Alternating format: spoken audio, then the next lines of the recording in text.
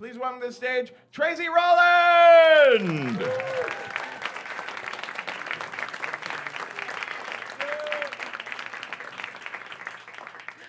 I once got beat up by the world's oldest and largest high school freshman.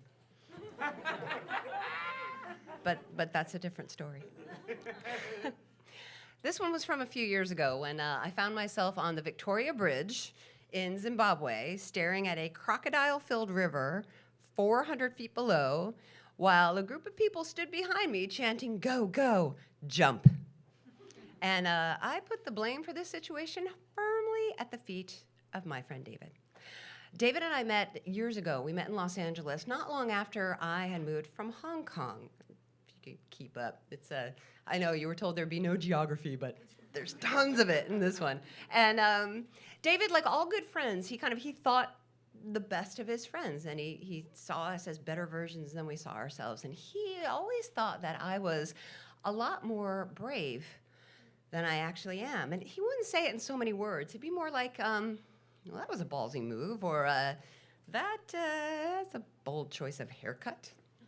Or he'd compare me to women that he knew or that women had seen in movies, and he'd be like, yeah, she's like you, she's got guts. And I did not see it, but he did, so great. Because one thing that David was wonderful at was friendship. He had this wonderful group of people who loved him and who had his back. And in Los Angeles, that's like having a pet unicorn or a job. And we met when a mutual friend tried to set us up, and it was great timing on her part. I had just been like freshly crushed by some dumb LA guy, and David had just been crushed by the film industry. He had come so close to getting this kind of screenwriting grant. I mean, when I say so close, there were thousands of people to get this grant, and he came in second. And we sat at lunch just staring silently at our plates while our friend is chirping like, hey, you guys are both from New Jersey. But you know what? By the end of that non-date, we had made each other laugh. And so what blossomed there that day was even better than an LA romance. It was a friendship.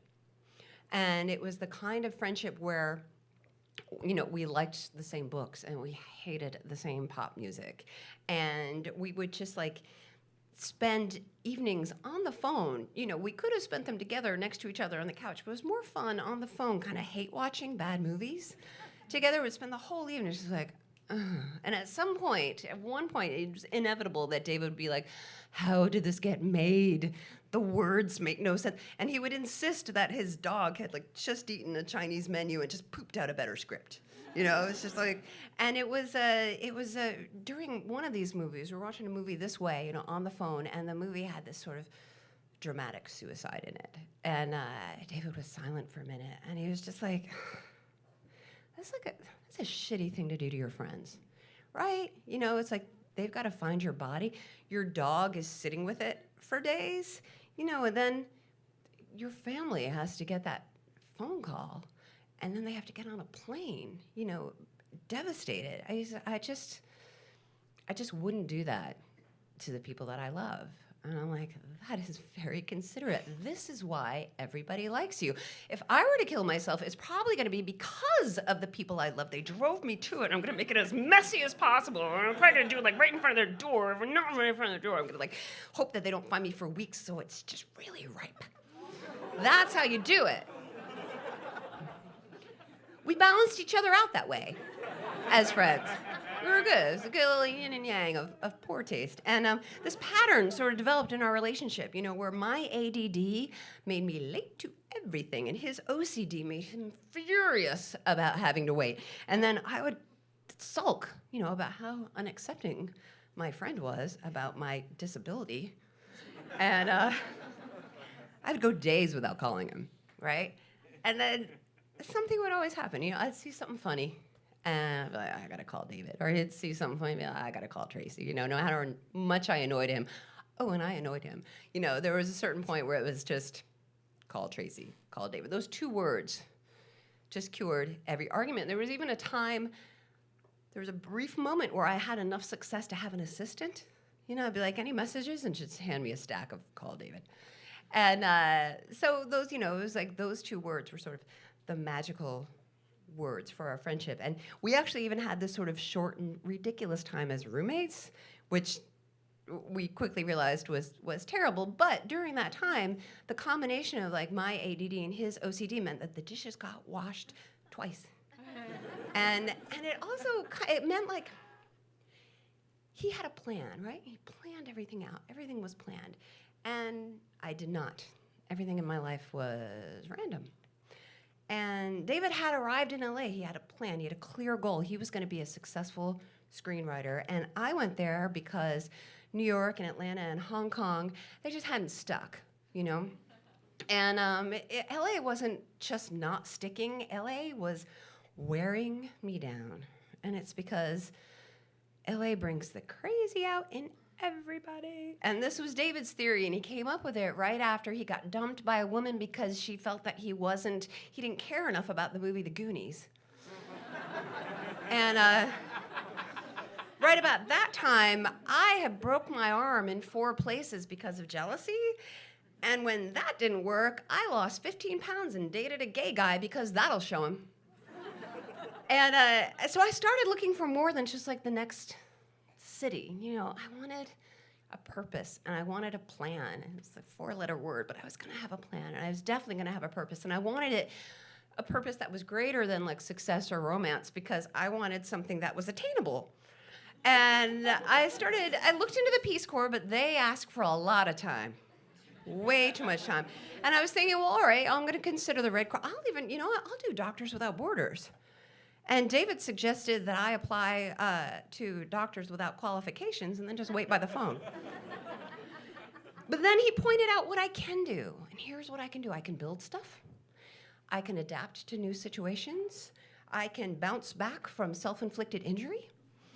So the choice was obvious. It was Habitat for Humanity.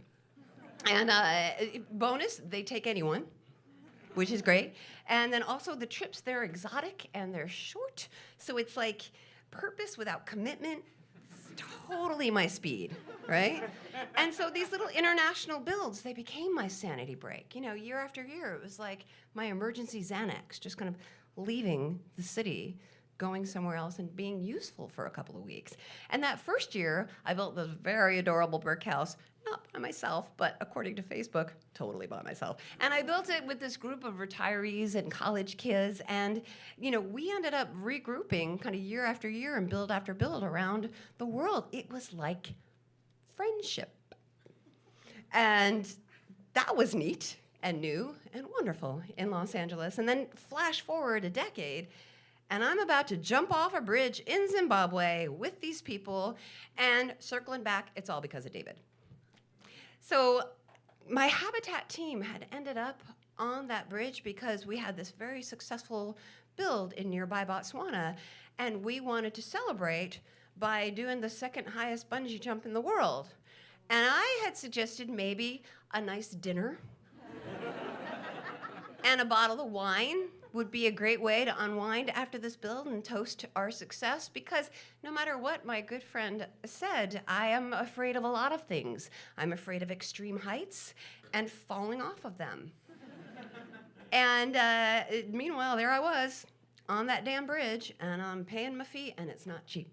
And I'm signing all the releases, and the guy who's taking my money and putting it in a very unofficial looking cardboard box, he's like, all right, there's no turning back. And I'm like, that's not what you want to hear. Because there's like, the whole thing about this particular sport is you want to come back. You want to go down, you want to come back. And then so, all the words coming from there are like, just kind of freaking me out. But so here's the thing. Sure, I paid, and sure, I signed, because I'm a joiner, and very susceptible to peer pressure, evidently, but I had no intention of jumping, so here was my plan, and it's a genius plan. I volunteered to go 7th, because there was only time that morning, realistically, we mapped it out, there was really only time for 6 of us to jump before we absolutely had to leave for the airport. So there were 7 of us who wanted to go. I volunteered to go 7th because I'm awesome and will sacrifice. I will make that sacrifice for the team while still getting credit for being a brave person, and it is a perfectly planned out, every detail. David would have been so impressed with my attention to detail. And so at the same time, I still kind of wish I had pocketed that bottle of Xanax that I found when we were cleaning out his apartment, but I didn't, and it was just the adrenaline facing me. But the thing about David's apartment is that in his medicine cabinet, there were a lot of prescriptions. He was a guy who held it together, but he was a guy who also pharmaceutically held it together. And he had once complained that all of his head meds, they were making him lose his appetite. And I looked at the plate full of antidepressants and anti-anxiety meds, and I was like, well, maybe you're just full. So back on that bridge. My order number was written, all of our order numbers are written on our arms in big magic marker. And in Zimbabwe, that's a binding contract. So I had this giant number 7. I'm rubbing it for luck, right? Because the luck that lucky number 7 was promising was that numbers 1 through 6 are going to take their dear sweet time. And I'd be like, snap darn, man, it was really fun watching you guys, but let's go, because the airplane's waiting. And those 6 people were stoked. They were like, they couldn't stop talking about what it was going to feel like to jump off that bridge. It's going to feel so good to fall. And I'm like, can we stop talking about this? And they just kept going, oh, man, when our feet leave that bridge, we're going to feel free. It's going to be amazing to feel so free. We're going to feel so free. I'm like, you're 6 well-off white people in Zimbabwe. How much more free do you need to feel right now? I was a little on edge. And it turns out with good reason, because the guy in the middle of the span, who had the clipboard and the bungees, he also had this completely different playbook than the guy with the money box and the big magic marker. So this guy, he tells us, he goes, hey, we're going to mix it up this morning. Because what you want to hear from the teenager in charge of the high-risk sport in a developing country is the phrase, mix it up. And he goes, see those numbers on your arm? And I'm like, oh, yeah, this number means everything. And he's like, those numbers mean nothing. And he's looking at his clipboard. He goes, number 1's not going first. And number 1's already in his harness, popping his Dramamine. He's stoked, he's ready to feel free. And the guy goes down the clipboard. He's like, yeah, 7 goes first. And I'm like, no. We have a binding contract, A. And 2, this is way too random. This is a lot like my regular life. And I've done a different thing here, and I have planned, and things need to go according to plan. And he's like, 7 goes first or not at all. Lays that gauntlet down. So my crowd is just like, go, do it. Because never in the history of ever has something stupid happened with a crowd chanting, go, do it. And, if I back out, they're going to know I'm afraid. And I'm the brave girl, right? So I climb over the partition, and I get in my harness, and I'm still thinking, something's going to happen. Something's going to sweep, something's going to save me. I'm not going to do this because this is insane. And I just go, all right, I can be brave. I can move. Bravery is kind of moving forward, right? When plans don't go according to plan. So the guy ties the bungee around my legs, not nearly tight enough. Maybe you make that tighter. And then I kind of hop to the edge. And I stood very still watching this, because it's also brave to know when it's time to stop trying to be brave. And I stood there for a very long time. When David jumped off that cruise ship, he left a 2-word note: call Tracy. Because his fearless friend was going to know what to do. And I didn't. I sat very still for a very long time. And I was terrified. And then I thought about how David's family was all together on that ship. So nobody got a call. Nobody had to take a plane. Because he jumped into the Atlantic, none of his friends had to find him. And his dog was right by my side, safe. It was the most considerate suicide he could have possibly planned, and he planned it to a T, and it was very David. And it took everyone by surprise.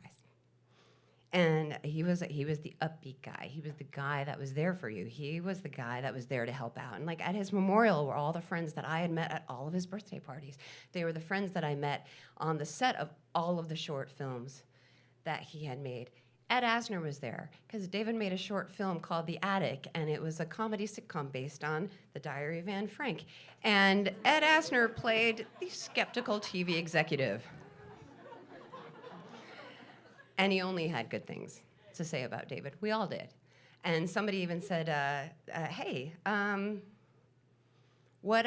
many people here did he help move? And like almost all of us raised our hands. And he was a guy, he was the kind of depressed person who didn't curl up in a ball. You know, he powered through it. He bravely powered through it. And he made a plan. He made a plan and he stuck to the plan. And after we all raised our hands about the move, we put on the Clash's "Should I Stay or Should I Go?" because we thought he would think that was very funny. So back on that bridge, the teenager in charge, he started the countdown, and when he got to 1, and my feet left that platform, and I waited to feel free, and I did not feel free. I felt terror and regret. But I knew they would be temporary, and I knew I would bounce back. Because when people are interviewed after suicide, after unsuccessful suicide attempts, they're asked, what did you feel when you pulled the trigger or when you jumped? And they almost always will say, regret. And I'm haunted by the thought of David kind of hitting the water and seeing the ship sail away, and for him spending his last moments regretting it. So what I wish today and what I wished then and what I wished for a dozen years is that when his feet left that platform, that he felt free and that it went exactly according to plan. Thanks.